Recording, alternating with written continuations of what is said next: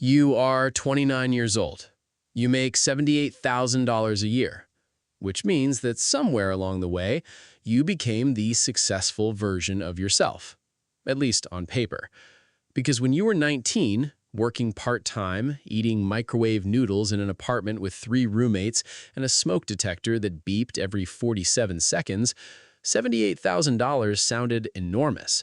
Adult money, real money, the kind of money people with organized garandas made, the kind of money that meant you'd finally stop checking your bank account before buying groceries.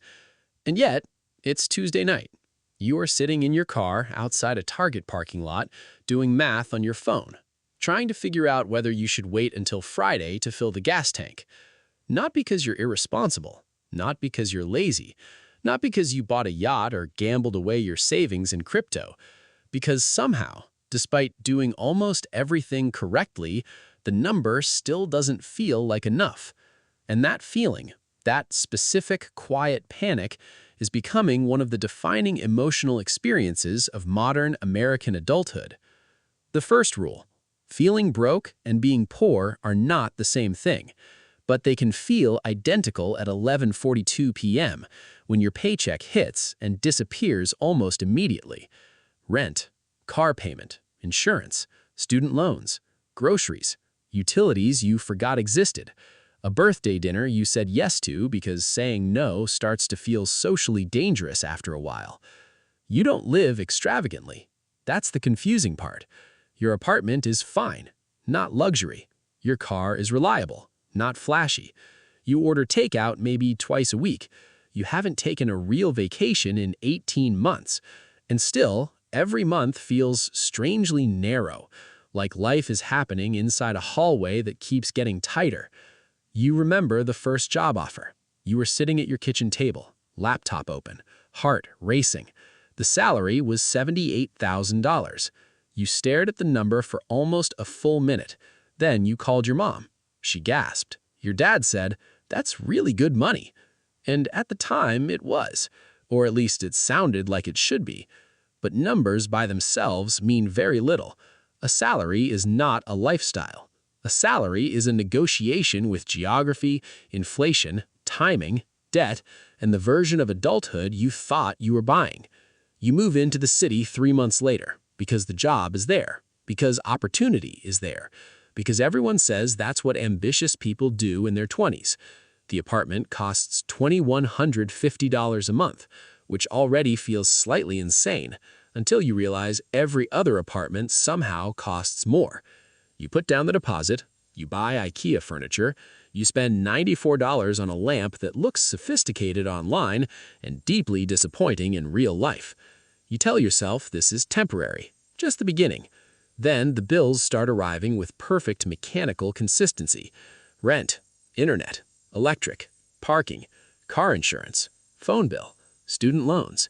You make coffee at home now, not because you suddenly became disciplined, because you once paid $7.40 for an iced latte and physically felt resentment on the drive home. The second rule: middle-class financial stress rarely looks dramatic from the outside. It looks normal. That's why it's so hard to explain. You still go to work, you still smile in meetings, you still split appetizers with friends on Friday nights, you still post photos from brunch sometimes. Nobody sees the calculation running silently underneath everything, the constant invisible math. Can I afford this? Should I leave early to avoid surge pricing? How much is left until payday? Did that subscription renew already? Can I move money from savings without feeling guilty? You become fluent in financial micro-decisions, not wealth, not abundance, management. And management is exhausting.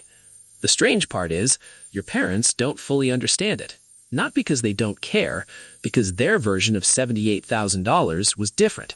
Your father bought his first house making less than half that. Your mother raised 2 kids on a salary that today wouldn't cover rent in most major cities. They look at your income and see stability. You look at your income and see survival with slightly better lighting. Nobody is wrong. The economy just changed faster than the expectations did. At work, someone new gets hired. 23 years old, fresh out of college. You help train him. At lunch one day, he casually mentions he's living with his parents to save money. No rent, no utilities, no grocery bill. He's investing almost 60% of his paycheck. You nod like this information doesn't affect you emotionally. Then you sit in your car afterward, staring at the steering wheel, because you realize two people can make the same salary and be living in completely different financial universes. That's the part nobody teaches you in school. Income matters, but structure matters more. The third rule: most financial pressure is not created by one catastrophic decision. It's created by 20 reasonable ones stacked together. The car payment made sense. Your old car was unreliable. The apartment made sense. You needed to live close to work.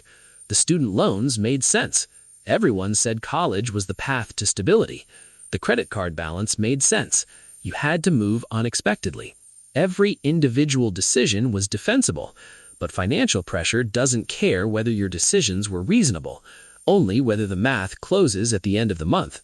And increasingly, for millions of Americans, it doesn't. You open your banking app one Sunday night, not casually, seriously, the kind of full account review you've been avoiding for months.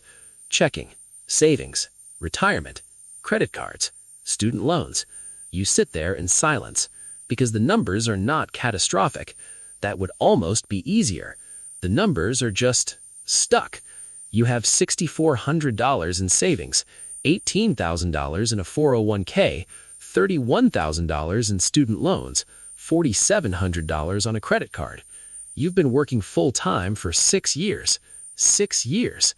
And somehow, adulthood still feels financially temporary, like you're waiting for the real stability to begin.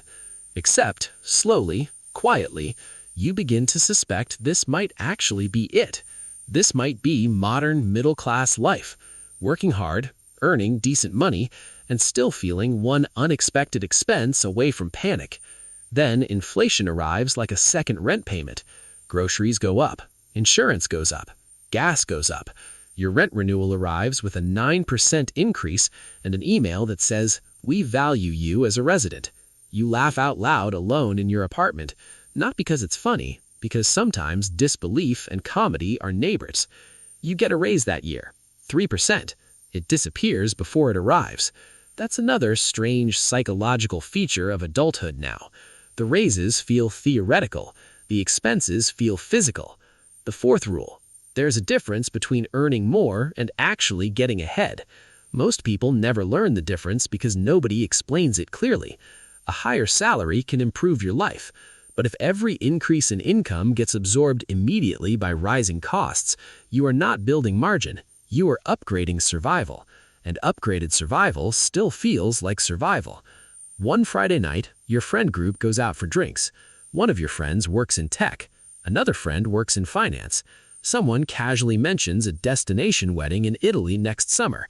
Everyone nods. People talk about flights, hotels, vacation days. You smile and participate in the conversation while mentally calculating what skipping the trip would mean socially. This is another hidden cost of modern adulthood, the performance of stability.